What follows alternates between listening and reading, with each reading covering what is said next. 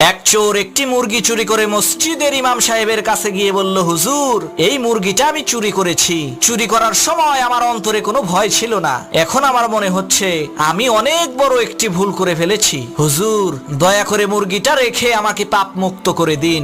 হুজুর বললেন, আরে ভাই, এইভাবে তো পাপ মুক্ত হয় না।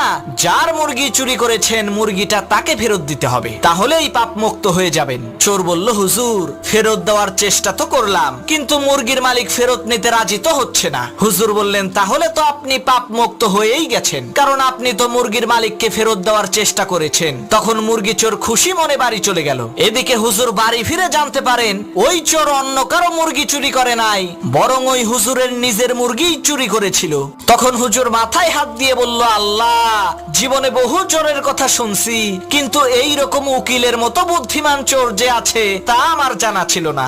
যারা বুঝতে পেরেছো, নিচে লাল সাবস্ক্রাইব বাটনে ক্লিক করো আর ভিডিওটিতে লাইক দিতে ভুলবে না।